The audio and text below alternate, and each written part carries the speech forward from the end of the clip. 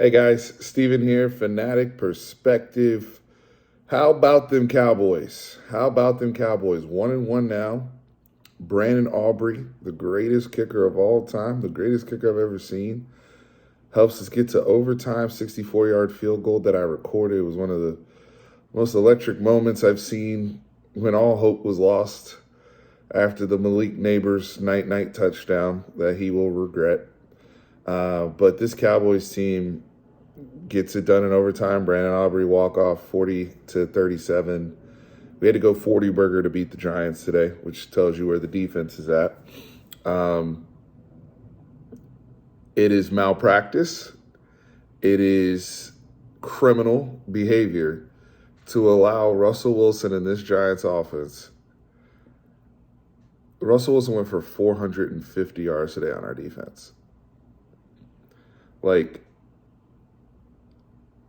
I just want to start there before I get to the praise and everything, because this is a significant problem. This is a issue where really now we're looking at through two games. They were very ineffective, obviously, in the first half against the Philadelphia Eagles. And then later in the game after that lightning delay, they actually played pretty good ball, gave us an opportunity to win, quite frankly.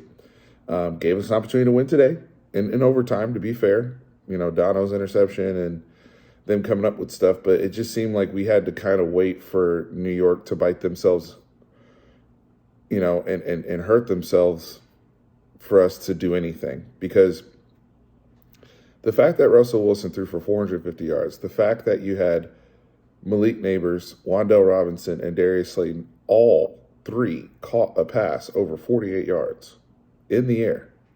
Deep seam, deep go, deep post. And the Giants are playing with backup tackles, which is why they were getting penalized like crazy, right? Especially early in the game. They pulled the left tackle. They brought in a third-string guy or moved a guard over or something. But there was no Andrew Thomas in this game. There was no Evan Neal in this game. Their tackles weren't even there. And we couldn't sniff Russell Wilson and allowed him to just throw bombs from the pocket like it was 2013. So very, very concerning, which is why we, heard the news after the game that they signed Jadeveon Clowney, who is a much-needed mercenary off the street to at least help bolster something with this edge group, which I think this edge group can do some things, but right now, everybody, collectively on all three levels of the defense, to me, they look like a bunch of Jags. There's some people that make good individual plays here and there, but collectively as a group, they look like a bunch of Jags. It looks like they struggle to make any plays. They struggle instinctively. And, the amount of, giving up 3rd and 20s with deep goes and stuff like that is just inexcusable. Some of that stuff can be fixed, I think, with coaching and trying to, Eberflus getting a better feel for his personnel and how to use them. I still want to give Matt Eberflus grace there. My only thing with him is, why are we lining up in such base alignments? The one time we got real pressure and really sacked Russell Wilson was when we went with the double mug look and he got confused pre-snap and we snapped and we were able to get a sack.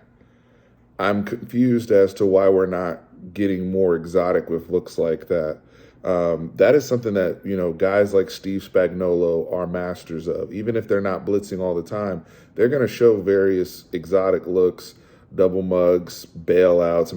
The Brian Flores of the world and all those guys. And I'm not saying Matt Eberflus is on that caliber of coordinator, but when you're working with very limited pieces, you can't just ask normal guys to just go out there and play base and get there with 4 people. Again, the ownership group, the GM, and the player personnel guy, Stephen Jones, told us that you can scheme pressure when they decided to trade Micah Parsons. He said you can scheme pressure. Where's the scheme? So that's frustrating. But where we do have our money invested with the quarterback, the receivers, the draft picks on the offensive line, they came through today. They're playing good ball. The offensive side is playing good ball. I don't always love the personnel groupings, and some of the play calling was shoddy, but it hasn't really been bad. and Dak is playing at an extremely high level right now. If you don't have an appreciation for what he is doing, directing this offense with a new coach, with a new weapon like George Pickens, who, his temperament can be all over, but today he was definitely an asset, especially late in the game, and the trust that is being established, the trust to get back to CeeDee Lamb when he was struggling last week, the trust to get back to Jake Ferguson when he's been having his struggles. And, oh, by the way, you're dealing with your center going down in Cooper Beebe, a young right guard who's playing inconsistent right now, in Tyler Booker. I'm watching Terrence Steele get bench pressed into the backfield by guys like Abdul Carter. That's one of the best fronts we will see. There's no weakness up there. They're across the board. They're going from Abdul Carter to Kayvon Thibodeau to Dexter Lawrence to Brian Burns. You can make an argument. It's like all four of them are all pro potential guys. So, we also didn't have the opportunity to just sit back there and really carve this team apart. So some of the stuff where we had to get the ball out quick or run was to really slow down such an elite pass rush with limited resources on the offensive line. So the quarterback is navigating all of that extremely well. Think about, we went on multiple 85-yard plus drives to answer. Multiple 85-yard plus drives. So, Dak right now is throwing the hell out of the football. I can't ask much more from him other than, like today, if we have to drop 40 against the Giants to go win the football game, we got to go do it. If you got to work to figure out how to get Jalen Tolbert's hands to work, figure it out. The last thing is this, though. I would like to get an update on Kevontae Turpin, because he's become a big piece, not just with our special teams, but with our offense. And some of the things he can do out of the backfield and some of the just angle eliminators he can do. It's really tough to see him go down. I think they said he had a neck brace on the sideline. I wasn't able to see, but electric atmosphere, especially down the stretch. Shout out to my boy David, who I went to the game with today. We had a blast. And, yeah, man, it's good to see the Cowboys win their home opener. 1-1 in the division. We could not afford to lose this game, and I think the sense of urgency was there from the leaders of this team when we needed it the most. And, again, Brandon Aubrey, goated. Best kicker I've ever seen.